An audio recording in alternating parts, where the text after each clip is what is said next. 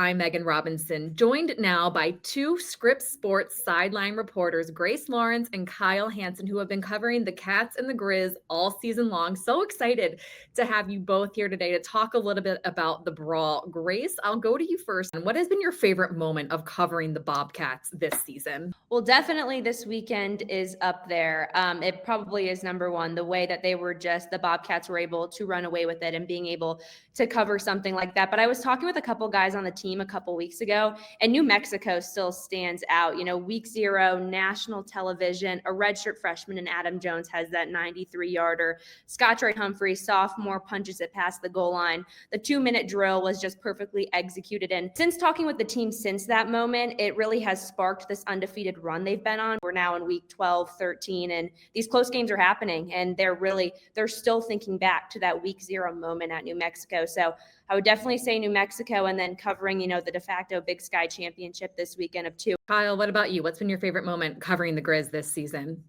Well, there's never been a boring game, that's for sure. There was that 3-game stretch between Western Carolina, Eastern, and Weber where it was just nonstop shootouts. Meg, you were obviously at the Weber State game and saw it, and that was just absolutely bananas. And then from there, it was the road trips to Cal Poly, which I'd never been to and was a beautiful venue. Going back to Northern Colorado, which was like kind of a weird game in its own right. And then some of these home games, whether it's the big one against Davis or now this power outage game that everyone's going to remember against Portland State. Do this for a while now, and you get to see some of these players from when they're freshmen kind of cutting their teeth on scout team to now, being starters or captains, or Trevin Gradney, who I've covered from my very, very, very first job in journalism when he was like 15 years old, now being the 37 for the Grizzlies. Like, you get to see some of those as time goes on, and that's always a lot of fun, and get to know these guys. And that's always been a special part for me, especially now that we lead into the biggest game of the regular season for both of these teams. Kyle, this will be your third time covering the Brawl. How would you describe the atmosphere of this game to people like me who have never been?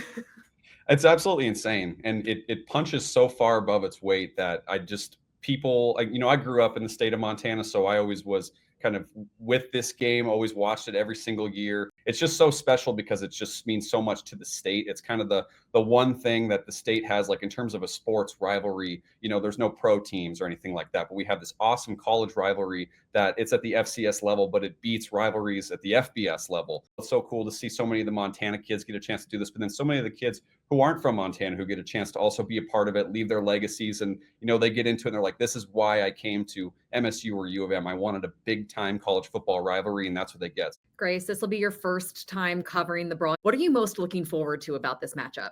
Oh gosh, just the stakes and the passion. This season in particular is very special. There's so many seniors on Montana, and also Montana State. There's 23 of them, and so many of Montana kids within that who will be playing in their last Brawl. And I think that's what's most special is just this senior class and how big it is. And it all kind of culminates to this game. And the Bobcats in particular could walk away with a 12-0 record. Never happened before, an outright conference championship, home field advantage, and a top 2 seed throughout the playoffs. So I'm really excited for the stakes and the passion. And this game brings out, the best in some of these guys, especially these Montana guys. So I'm excited to kind of see maybe even another level that we haven't seen from the Bobcats or the Grizz this season.